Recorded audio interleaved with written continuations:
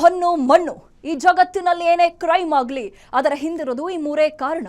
ಅಪರಾಧ ಮಾಡುವಾಗ ಪಾಪಿಗಳ ಮನಸ್ಸಲ್ಲಿ ದುರಾಸೆ, ಮೋಹ, ಆಕ್ರೋಶ, ಕಾಮ ಹೀಗೆ ಏನಿರುತ್ತೋ ಏನೋ ಆಗಬಾರದು ಆಗಿ ಸಿಕ್ಕಿಬಿದ್ದ ಮೇಲೆ ಪ್ರತಿಯೊಬ್ಬ ಅಪರಾಧಿಗೂ ಅನಿಸೋದು ಮನಸ್ಸಿನಲ್ಲಿ ಕಾಡೋ ಮೊದಲ ಮತ್ತು ಕೊನೆಯ ಪ್ರಶ್ನೆ ಒಂದೇ, ಇದೆಲ್ಲ ಬೇಕಿತ್ತಾ? ಇದೇ ಈ ಹೊತ್ತಿನ ವಿಶೇಷ ಟೈಲ್ಸ್ ಫೈಲ್ಸ್. ನಾನು ಕೀರ್ತಿಶ್ರೀ.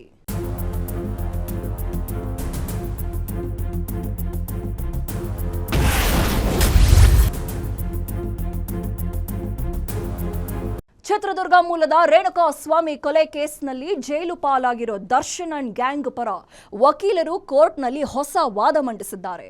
ರೇಣುಕಾ ಸ್ವಾಮಿ ಕೊಲೆ ಕೇಸ್ನಲ್ಲಿ ಸಾಕ್ಷಿಗಳನ್ನ ಸೃಷ್ಟಿಸಿದ್ದಾರೆ. ಆರೋಪಿಗಳ ಬಳಿ ಪೊಲೀಸರು ಮೊಬೈಲ್ ಜಪ್ತಿ ಮಾಡಿದ್ದೇ ಒಂದು ಕಡೆ, ಆದರೆ ಮಹಜರು ವರದಿಯಲ್ಲಿ ಹೇಳಿರೋದೇ ಇನ್ನೊಂದು ಕಡೆ ಅಂತ ವಾದ ಮಂಡಿಸಿದ್ದಾರೆ. ಹೀಗಾಗಿ ಕೇಸ್ಗೆ ಬಿಗ್ ಟ್ವಿಸ್ಟ್ ಸಿಕ್ಕಿದೆ. ಅದರ ಕಂಪ್ಲೀಟ್ ಡೀಟೇಲ್ಸ್ ಈ ಸ್ಟೋರಿಯಲ್ಲಿದೆ.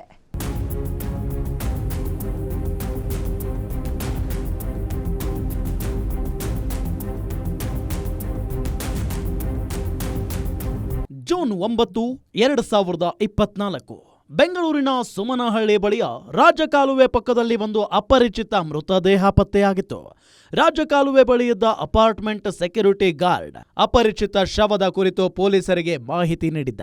ಪೊಲೀಸರ ತನಿಖೆಯಲ್ಲಿ ಹೊರಬಂದ ಸತ್ಯ ಕೇಳಿ ಸ್ವತಃ ಪೊಲೀಸರೇ ಶಾಕ್ ಆಗಿದ್ರು. ಅಪರಿಚಿತ ವ್ಯಕ್ತಿ ಬೇರ್ಯಾರೂ ಅಲ್ಲ, ಚಿತ್ರದುರ್ಗ ಮೂಲದ ರೇಣುಕಾ ಸ್ವಾಮಿ ಅನ್ನೋದು ಗೊತ್ತಾಗಿತ್ತು. ಈ ಕೊಲೆಗೆ ಕಾರಣ ದರ್ಶನ್ ಅನ್ನೋ ವಿಚಾರ ತಿಳಿದ ಬಳಿಕ ಪೊಲೀಸರಿಗೆ ದೊಡ್ಡ ಶಾಕ್ ಆದಿತ್ತು. ಬಳಿಕ ಈ ಕೇಸ್ನಲ್ಲಿ ದರ್ಶನ್ ಜೈಲು ವಾಸ ಅನುಭವಿಸಿದ್ದ.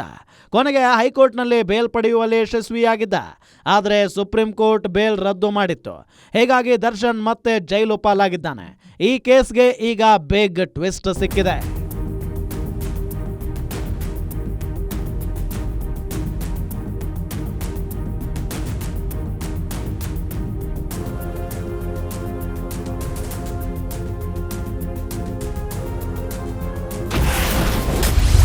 ರೇಣುಕಾಸ್ವಾಮಿ ಕೊಲೆ ಕೇಸ್ಗೆ ಸಿಕ್ಕಿದೆ ಮೆಗಾ ಟ್ವಿಸ್ಟ್. ತನಿಖಾಧಿಕಾರಿ ಲೋಪದ ವಿರುದ್ಧ ಕೋರ್ಟ್ಗೆ ಮೊರೆ. ರೇಣುಕಾಸ್ವಾಮಿ ಕೊಲೆ ಕೇಸ್ ಕೇವಲ ರಾಜ್ಯದಲ್ಲಿ ಮಾತ್ರವೇ ಅಲ್ಲ, ಇಡೀ ದೇಶದಲ್ಲಿ ಸಂಚಲನಕ್ಕೆ ಕಾರಣವಾಗಿತ್ತು. ಸೆಲೆಬ್ರಿಟಿಯೊಬ್ಬ ತನ್ನ ಅಭಿಮಾನಿಯ ಕೊಲೆಯಲ್ಲಿ ಭಾಗಿಯಾಗಿದ್ದಾನೆ ಅನ್ನೋದೇ ಇದಕ್ಕೆ ಮೂಲ ಕಾರಣವಾಗಿತ್ತು. ತನ್ನ ಗೆಳತಿಗೆ ಅಶ್ಲೀಲ ಸಂದೇಶಗಳನ್ನು ಕಳುಹಿಸುತ್ತಿದ್ದಾನೆ ಅನ್ನೋ ಕೋಪಕ್ಕೆ ಕೊಲೆ ಮಾಡೋ ಹಂತಕ್ಕೆ ದರ್ಶನ್ ತಲುಪಿದ್ದು ಆತನ ಇಂದಿನ ಸ್ಥಿತಿಗೆ ಕಾರಣವಾಗಿದೆ. ನನಗಿರೋ ಹೆಸರನ್ನ ಬಳಸಿಕೊಂಡು ಏನು ಬೇಕಾದರೂ ಮಾಡಬಹುದು ಅನ್ನೋ ಅಹಂಕಾರದಲ್ಲಿ ತಾನೇನು ಮಾಡ್ತಿದ್ದೇನೆ ಅನ್ನೋದನ್ನ ಆತ ಮರೆತಿದ್ದ. ಕನಿಷ್ಠ ಕಾಮನ್ ಸೆನ್ಸ್ ಇದ್ದಿದ್ರೆ ಈ ಕೇಸ್ ಆಗುತ್ತಲೇ ಇರಲಿಲ್ವೇನೋ. ಆದರೆ ಕೊಲೆ ಕೇಸ್ನಲ್ಲಿ ದರ್ಶನ್ ಜೈಲು ಪಾಲಾಗಿದ್ದಾನೆ.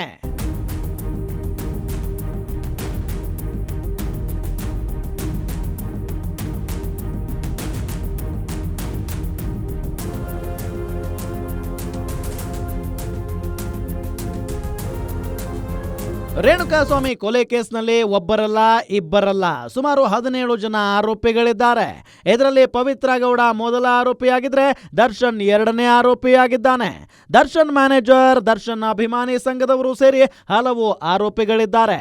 ಇವರಲ್ಲಿ ಮೂರನೇ ಆರೋಪಿಯಾದ ಪುಟ್ಟಸ್ವಾಮಿ ಅಲಿಯಾಸ್ ಪವನ್ ಪರ ವಕೀಲ ಸುಧನ್ವಾ ಪ್ರಕರಣ ತನಿಖಾಧಿಕಾರಿ ಗಿರೀಶ್ ನಾಯಕ್ ಮಹಜರು ವರದಿ ನೀಡುವ ವೇಳೆ ದೊಡ್ಡ ಲೋಪ ಎಸಗಿದ್ದಾರೆ ಅಂತ ಕೋರ್ಟ್ ಮೊರೆ ಹೋಗಿದ್ದಾರೆ. ತಮ್ಮ ಕಕ್ಷಿದಾರನ ಬಳಿ ಮೊಬೈಲ್ ವಶಪಡಿಸಿಕೊಂಡಿರೋದು ಒಂದು ಕಡೆ, ಫೋಟೋ ತೆಗೆದಿರೋದೇ ಬೇರೆ ಕಡೆ. ಹೀಗಾಗಿ ಸಾಕ್ಷಿ ಸೃಷ್ಟಿ ಮಾಡೋ ಉದ್ದೇಶ ಪೊಲೀಸರಿಗಿತ್ತು ಅಂತ ವಾದ ಮಂಡಿಸಿದ್ದಾರೆ.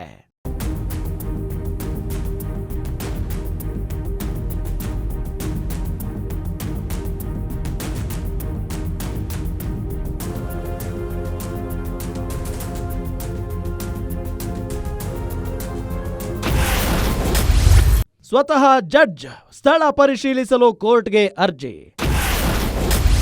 ಮೊಬೈಲ್ ವಶ ಒಂದ್ ಕಡೆ, ಫೋಟೋ ತೆಗೆದ್ರ ಬೇರೆಡೆ. ರೇಣುಕಾಸ್ವಾಮಿ ಕೊಲೆ ಪ್ರಕರಣದಲ್ಲಿ ಕಾಮಾಕ್ಷಿಪಾಳ್ಯದ ಆಗಿನ ಇನ್ಸ್ಪೆಕ್ಟರ್ ಗಿರೀಶ್ ನಾಯಕ್ ತನಿಖಾಧಿಕಾರಿಯಾಗಿದ್ರು. ಹೇಳಬೇಕು ಅಂದ್ರೆ ರೇಣುಕಾಸ್ವಾಮಿ ಕೊಲೆ ಮಾಡಿದ್ದು ನಾವೇ ಅಂತ 4 ಯುವಕರು ಕಾಮಾಕ್ಷಿಪಾಳ್ಯ ಠಾಣೆಗೆ ಬಂದಿದ್ರು. ಪ್ರದೋಷ್ ಅನ್ನೋನ ಸೂಚನೆ ಮೇರೆಗೆ 4 ಠಾಣೆಗೆ ಬಂದು ಶರಣಾಗಿದ್ರು. ಇನ್ಸ್ಪೆಕ್ಟರ್ ಗಿರೀಶ್ ನಾಯಕ್ ಎದುರು 4 ಶರಣಾಗಿದ್ರು. ಆದರೆ 4ರನ್ನ ಪ್ರತ್ಯೇಕ ವಿಚಾರಣೆ ನಡೆಸಿದಾಗ ಅಸಲಿಯತ್ತು ಹೊರಬಂದಿತ್ತು. ಬಳಿಕ ಬೆಂಗಳೂರಿನ ಆಗಿನ ಕಮಿಷನರ್ ದಯಾನಂದ್ ಈ ಕೇಸ್ ವಿಚಾರಣೆಗೆ ಡಿಸಿಪಿ ಗಿರೀಶ್, ಎಸಿಪಿ ಚಂದನ್ರನ್ನ ನೇಮಿಸಿದ್ರು. ಹೀಗೆ ಇಬ್ಬರು ಹಿರಿಯ ಅಧಿಕಾರಿಗಳ ನೇಮಕಕ್ಕೂ ಮೊದಲು ಆರೋಪಿಗಳನ್ನ ಬಂಧಿಸಿದ್ದ ತನಿಖಾಧಿಕಾರಿ ಗಿರೀಶ್ ನಾಯಕ್ ಆರೋಪಿಗಳಿಂದ ಮೊಬೈಲ್ ವಶಕ್ಕೆ ಪಡೆದಿದ್ರು.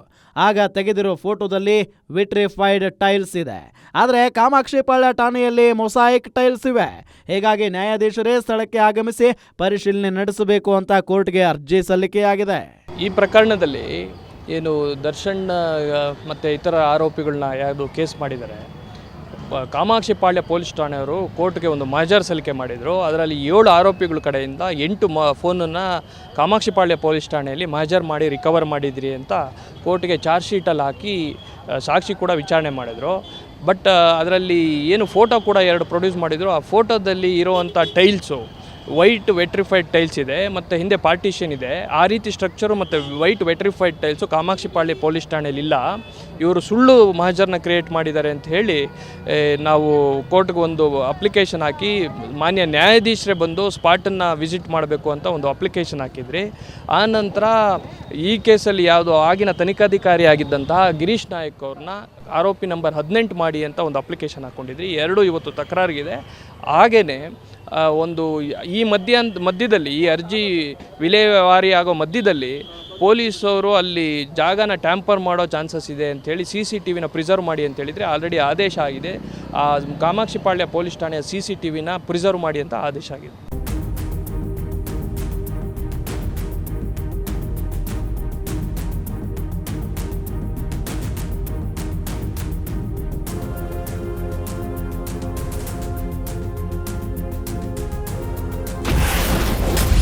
ಪ್ರಬಲ ಪ್ರತಿವಾದ ಮಂಡಿಸಿದ ಎಸ್ಪಿಪಿ ಪ್ರಸನ್ನ ಕುಮಾರ್.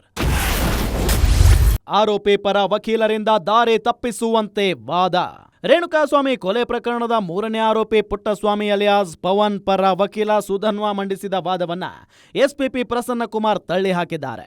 ಪೊಲೀಸರು ಯಾವುದೇ ಸಾಕ್ಷ್ಯಗಳನ್ನು ಸೃಷ್ಟಿ ಮಾಡಿಲ್ಲ. ಬದಲಿಗೆ ಪ್ರಕರಣ ದಾಖಲಾಗಿರುವುದು ಒಂದು ಠಾಣೆಯಲ್ಲಿ. ಈ ಪ್ರಕರಣದಲ್ಲಿ ಆರೋಪಿಗಳ ಸಂಖ್ಯೆ ಹೆಚ್ಚಿದೆ. ಜೊತೆಗೆ ದರ್ಶನ್ ಒಬ್ಬ ಸೆಲೆಬ್ರಿಟಿ ಆಗಿದ್ದ ಕಾರಣ ಕಾಮಾಕ್ಷಿಪಾಳ್ಯ ಠಾಣೆಯ ಬಳಿ ಜನದಟ್ಟಣೆ ಉಂಟಾಗುತ್ತಿತ್ತು. ಹೀಗಾಗಿ ಅನ್ನಪೂರ್ಣೇಶ್ವರಿ ನಗರ ಠಾಣೆಯಲ್ಲಿ ಆರೋಪಿಗಳನ್ನು ಇರಿಸಲಾಗಿತ್ತು. ಅಲ್ಲಿಯೇ ಈ ಫೋಟೋ ತೆಗೆಯಲಾಗಿದೆ. ಇದರಲ್ಲಿ ಯಾವುದೇ ಲೋಪ ಇಲ್ಲ. ಆರೋಪಿ ಪರ ವಕೀಲರು ಕೋರ್ಟ್ ದಾರಿ ತಪ್ಪಿಸುವ ರೀತಿ ವಾದ ಮಾಡ್ತಿದ್ದಾರೆ ಅಂತ ಪ್ರಬಲವಾಗಿ ಪ್ರತಿವಾದ ಮಂಡಿಸಿದ್ರು.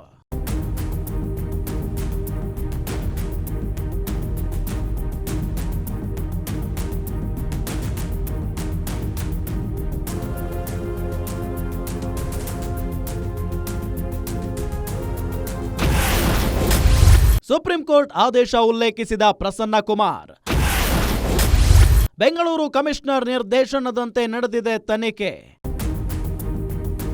ಮೊಬೈಲ್ ವಶಪಡಿಸಿಕೊಂಡಿರೋದೇ ಒಂದು ಕಡೆ, ಫೋಟೋ ತೆಗೆದಿರೋದೇ ಮತ್ತೊಂದು ಕಡೆ ಅಂತ 3ನೇ ಆರೋಪಿ ಪುಟ್ಟಸ್ವಾಮಿ ಅಲಿಯಾಸ್ ಪವನ್ ಪರ ವಕೀಲ ಸುಧನ್ವಾ ಕೋರ್ಟ್ ಗಮನಕ್ಕೆ ತಂದಿದ್ರು. ಈ ವೇಳೆ SPP Prasanna Kumar supreme court ಆದೇಶವನ್ನ ಉಲ್ಲೇಖಿಸಿ ಪ್ರತಿವಾದ ಮಂಡಿಸಿದ್ರು. ಅಲ್ಲದೆ ಮೊಬೈಲ್ ಎಲ್ಲಿ ವಶಕ್ಕೆ ಪಡೆಯಲಾಗಿದೆಯೋ ಅಲ್ಲಿಯೇ ಫೋಟೋ ತೆಗಿಬೇಕು ಅನ್ನೋ ನಿಯಮವೇನೂ ಇಲ್ಲ. ಜೊತೆಗೆ ರೇಣುಕಾಸ್ವಾಮಿ ಕೊಲೆ ಕೇಸ್ನಲ್ಲಿ ದರ್ಶನ್ ಪಾತ್ರವಿದೆ ಅಂತ ಗೊತ್ತಾದ ಬಳಿಕ ಆಗಿನ ಬೆಂಗಳೂರು ಕಮಿಷನರ್ ದಯಾನಂದ್ ಡಿಸಿಪಿ ಮತ್ತು ಎಸಿಪಿ ನೇಮಿಸಿದ್ರು. ಅವರ ವ್ಯಾಪ್ತಿಗೆ ಬರೋ ಯಾವುದೇ ಠಾಣೆಯಲ್ಲಿ ಬೇಕಾದರೂ ಮಹಜರು ಪ್ರಕ್ರಿಯೆ ಮಾಡಬಹುದು ಅಂತ ನಿರ್ದೇಶನ ನೀಡಿದ್ರು. ಹೀಗಾಗಿ ಇದನ್ನು ಗಂಭೀರವಾಗಿ ಪರಿಗಣಿಸುವುದು ಬೇಡ ಅಂತ ವಾದಿಸಿದ್ರು. ಎರಡೂ ಕಡೆಯ ವಾದ ಪ್ರತಿವಾದ ಆಲಿಸಿದ ನ್ಯಾಯಾಧೀಶರು ಮಾರ್ಚ್ 2ಕ್ಕೆ ಮುಂದಿನ ವಿಚಾರಣೆಯನ್ನ ಮುಂದೂಡಿದ್ರು.